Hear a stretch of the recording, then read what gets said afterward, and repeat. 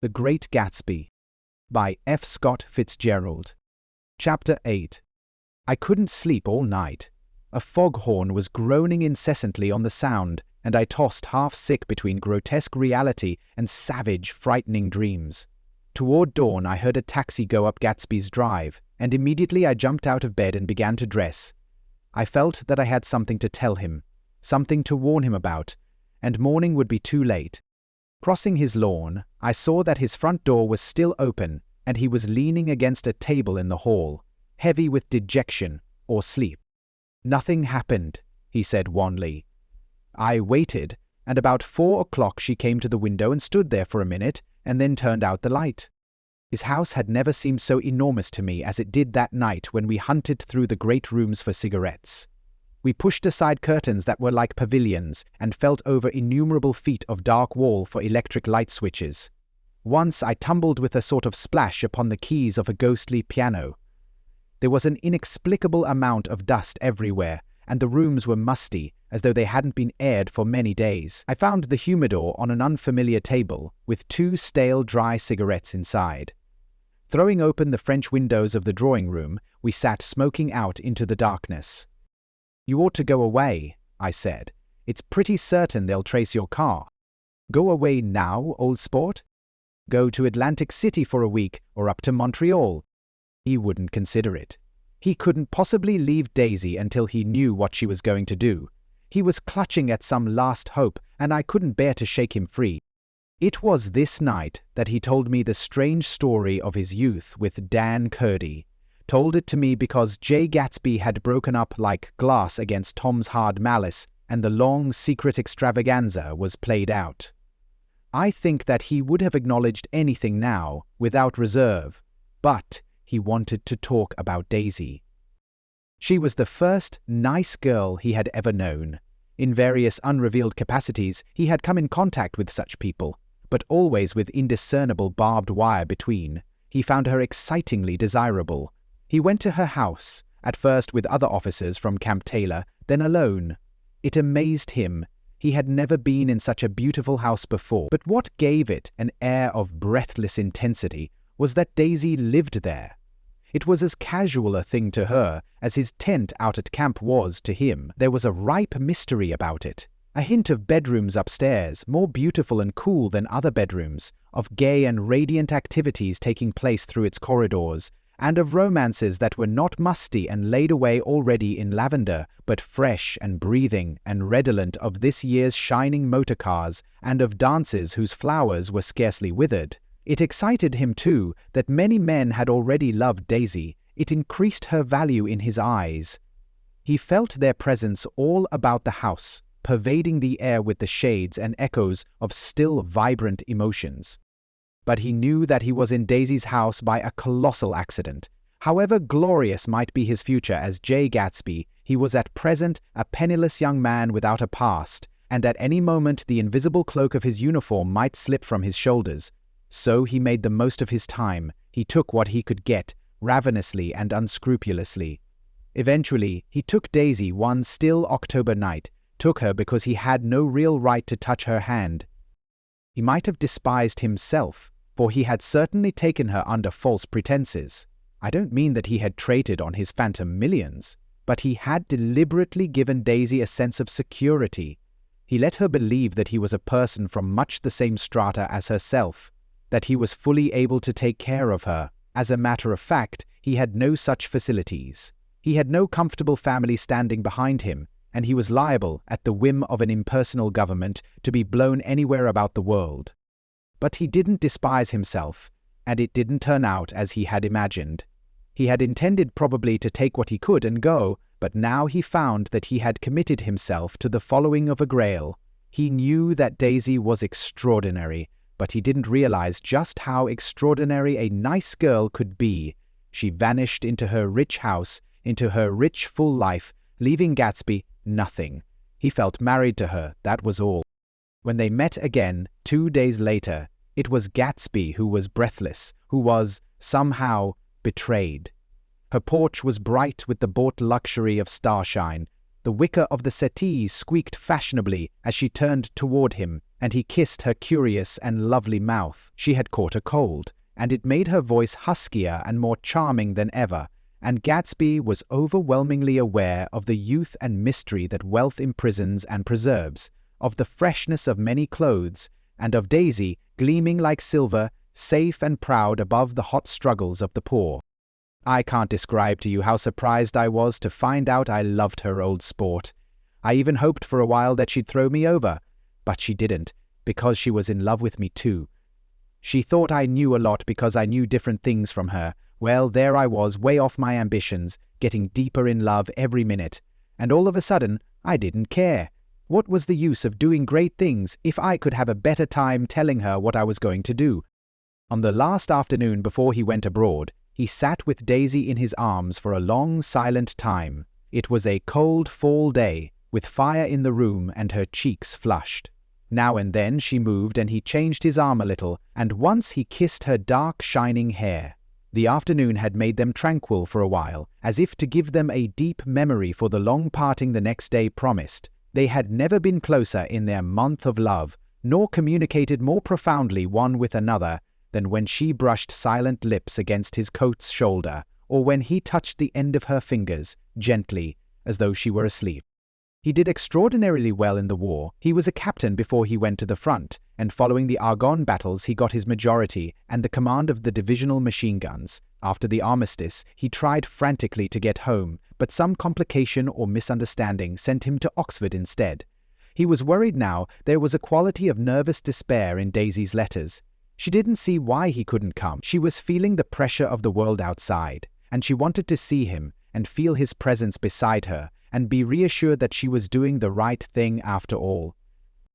For Daisy was young, and her artificial world was redolent of orchids and pleasant, cheerful snobbery and orchestras, which set the rhythm of the year, summing up the sadness and suggestiveness of life in new tunes. All night, the saxophones wailed the hopeless comment of the Beale Street blues, while 100 pairs of golden and silver slippers shuffled the shining dust. At the grey tea hour there were always rooms that throbbed incessantly with this low, sweet fever, while fresh faces drifted here and there like rose petals blown by the sad horns around the floor.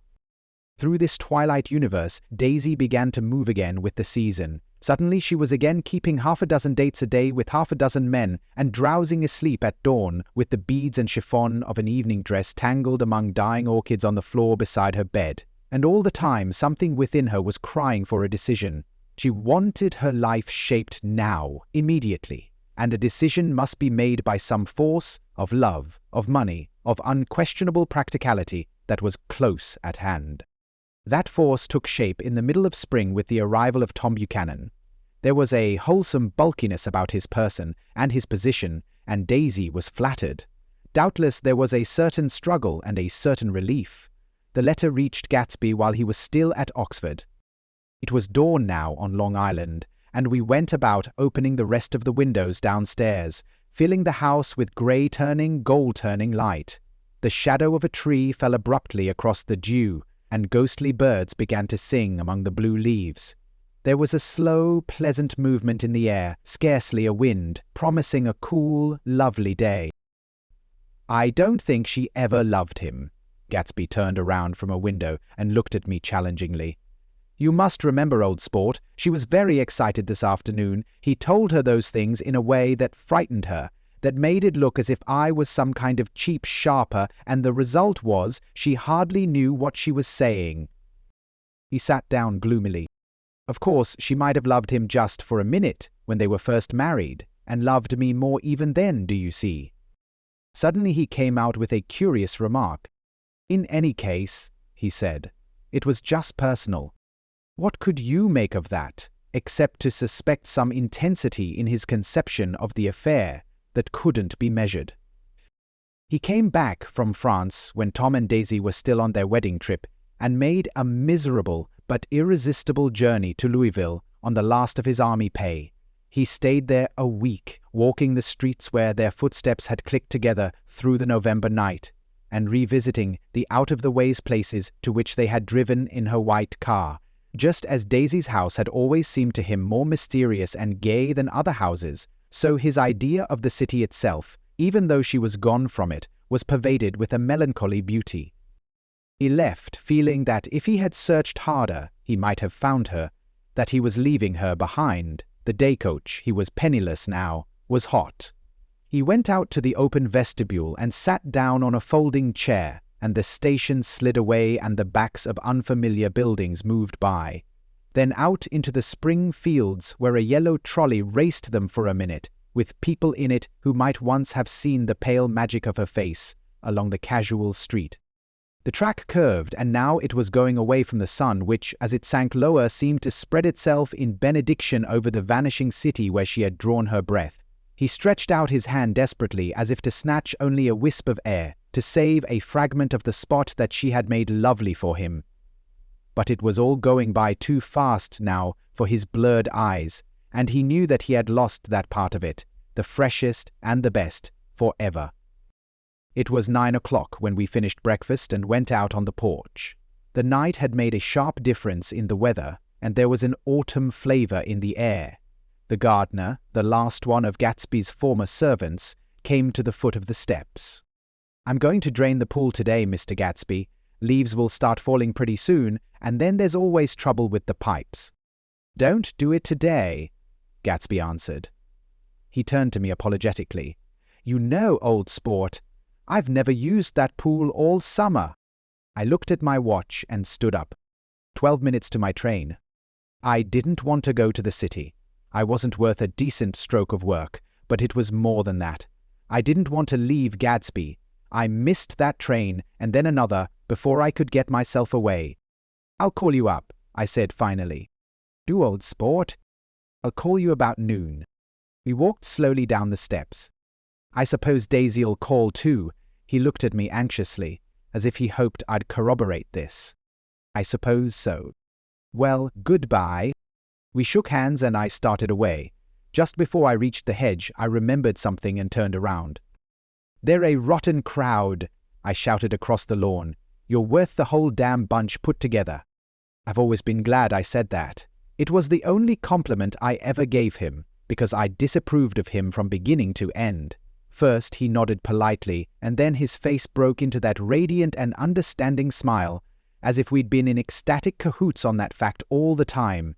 His gorgeous pink rag of a suit made a bright spot of color against the white steps, and I thought of the night when I first came to his ancestral home 3 months before. The lawn and drive had been crowded with the faces of those who guessed at his corruption, and he had stood on those steps, concealing his incorruptible dream as he waved them goodbye.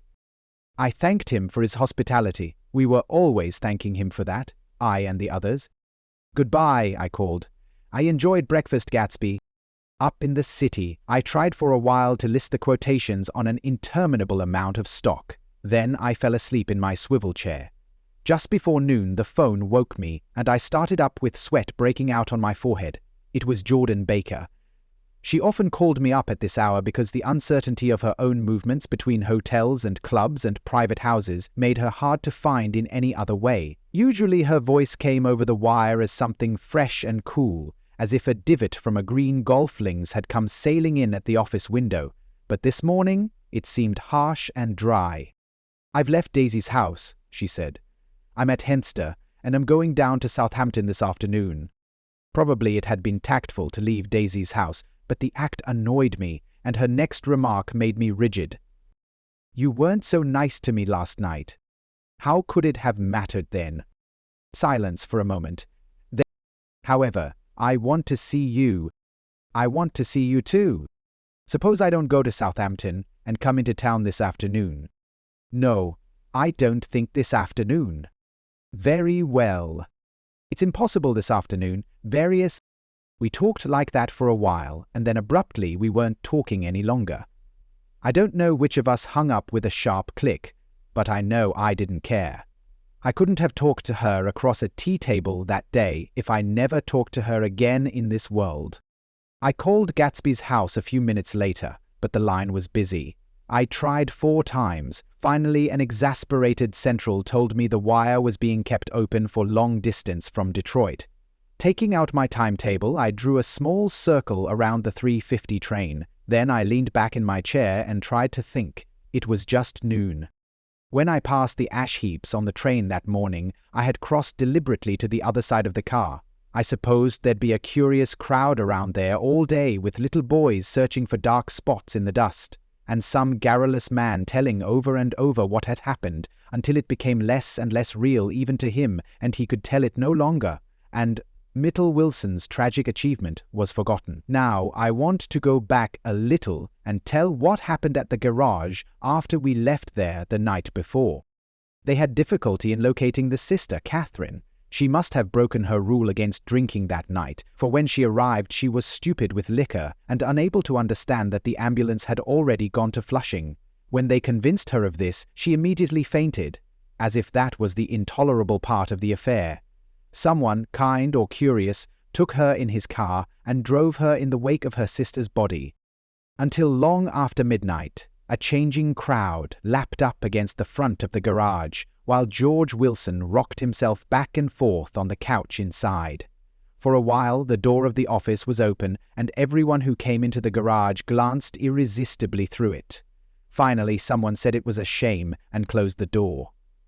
Michaelis and several other men were with him, first 4 or 5 men, later 2 or 3 men. Still later Michaelis had to ask the last stranger to wait there 15 minutes longer, while he went back to his own place and made a pot of coffee. After that, he stayed there alone with Wilson until dawn. About 3 o'clock the quality of Wilson's incoherent muttering changed. He grew quieter and began to talk about the yellow car. He announced that he had a way of finding out whom the yellow car belonged to, and then he blurted out that a couple of months ago his wife had come from the city with her face bruised and her nose swollen. But when he heard himself say this, he flinched and began to cry, "Oh my God," again in his groaning voice. Michaelis made a clumsy attempt to distract him. "How long have you been married, George? Come on there, try and sit still a minute and answer my question. How long have you been married?" 12 years. Ever had any children? Come on, George, sit still. I ask you a question. Did you ever have any children? The hard brown beetles kept thudding against the dull light, and whenever Michaelis heard a car go tearing along the road outside, it sounded to him like the car that hadn't stopped a few hours before. He didn't like to go into the garage because the workbench was stained where the body had been lying, so he moved uncomfortably round the office. He knew every object in it before morning, and from time to time sat down beside Wilson, trying to keep him more quiet. "Have you got a church you go to sometimes, George? Maybe even if you haven't been there for a long time, maybe I could call up the church and get a priest to come over, and he could talk to you, see? Don't belong to any. You ought to have a church, George, for times like this. You must have gone to church once. Didn't you get married in a church? Listen, George, listen to me.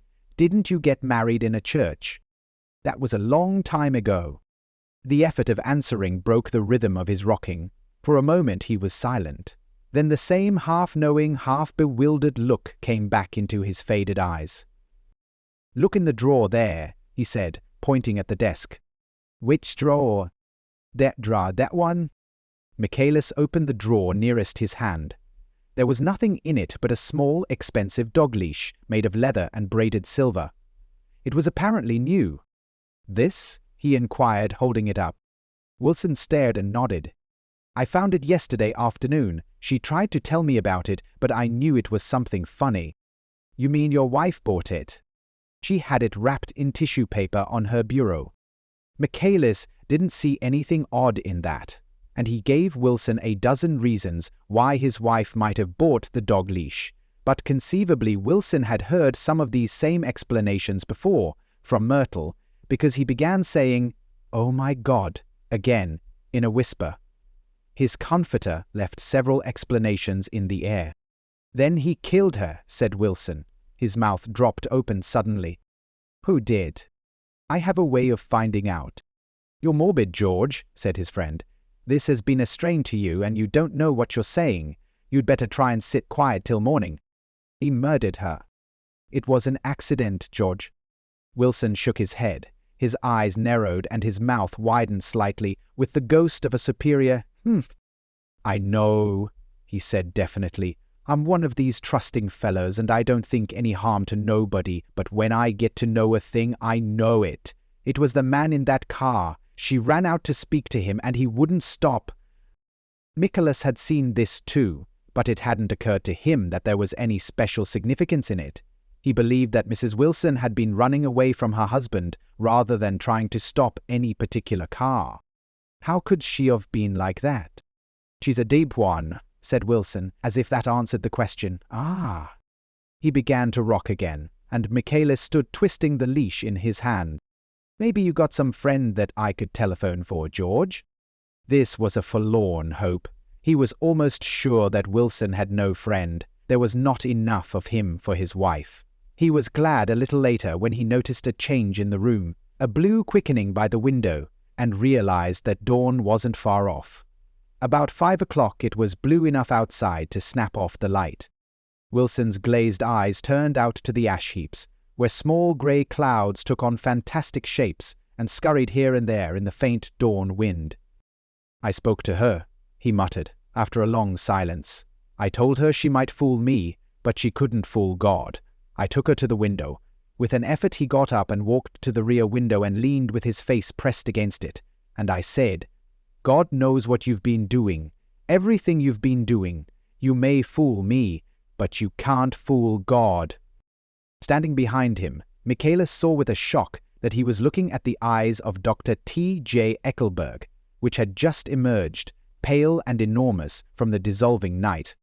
"God sees everything," repeated Wilson. "That's an advertisement," Michaelis assured him. Something made him turn away from the window and look back into the room. But Wilson stood there a long time, his face close to the window pane, nodding into the twilight. By 6 o'clock, Michaelis was worn out and grateful for the sound of a car stopping outside. It was one of the watchers of the night before who had promised to come back, so he cooked breakfast for 3, which he and the other man ate together. Wilson was quieter now, and Michaelis went home to sleep. When he awoke 4 hours later and hurried back to the garage, Wilson was gone. His movements, he was on foot all the time, were afterward traced to Port Roosevelt and then to Gad's Hill, where he bought a sandwich that he didn't eat and a cup of coffee. He must have been tired and walking slowly, for he didn't reach Gad's Hill until noon. Thus far there was no difficulty in accounting for his time. There were boys who had seen a man acting sort of crazy, and motorists at whom he stared oddly from the side of the road. Then, for 3 hours, he disappeared from view. The police, on the strength of what he said to Michaelis, that he had a way of finding out, supposed that he spent that time going from garage to garage thereabout, inquiring for a yellow car. On the other hand, no garageman who had seen him ever came forward, and perhaps he had an easier, surer way of finding out what he wanted to know. By 2:30, he was in West Egg, where he asked someone the way to Gatsby's house. So by that time he knew Gatsby's name. At 2 o'clock, Gatsby put on his bathing suit and left word with the butler that if anyone phoned, word was to be brought to him at the pool. He stopped at the garage for a pneumatic mattress that had amused his guests during the summer, and the chauffeur helped him to pump it up. Then he gave instructions that the open car wasn't to be taken out under any circumstances, and this was strange, because the front right fender needed repair. Gatsby shouldered the mattress and started for the pool. Once he stopped and shifted it a little, and the chauffeur asked him if he needed help, but he shook his head and in a moment disappeared among the yellowing trees. No telephone message arrived, but the butler went without his sleep and waited for it until 4 o'clock, until long after there was anyone to give it to if it came. I have an idea that Gatsby himself didn't believe it would come, and perhaps he no longer cared. If that was true, he must have felt that he had lost the old warm world, paid a high price for living too long with a single dream. He must have looked up at an unfamiliar sky through frightening leaves and shivered as he found what a grotesque thing a rose is, and how raw the sunlight was upon the scarcely created grass. A new world, material without being real, where poor ghosts, breathing dreams like air, drifted fortuitously about, like that ashen, fantastic figure gliding toward him through the amorphous trees. The chauffeur, he was one of Wolfsheim's protégés, heard the shots. Afterwards, he could only say that he hadn't thought anything much about them. I drove from the station directly to Gatsby's house, and my rushing anxiously up the front steps was the first thing that alarmed anyone, but they knew then, I firmly believe. With scarcely a word said, 4 of us, the chauffeur, butler, gardener, and I, hurried down to the pool. There was a faint, barely perceptible movement of the water as the fresh flow from one end urged its way toward the drain at the other. With little ripples that were hardly the shadows of waves, the laden mattress moved irregularly down the pool. A small gust of wind that scarcely corrugated the surface was enough to disturb its accidental course with its accidental burden. The touch of a cluster of leaves revolved it slowly, tracing, like the leg of transit, a thin red circle in the water. It was after we started with Gatsby toward the house that the gardener saw Wilson's body a little way off in the grass, and the holocaust was complete.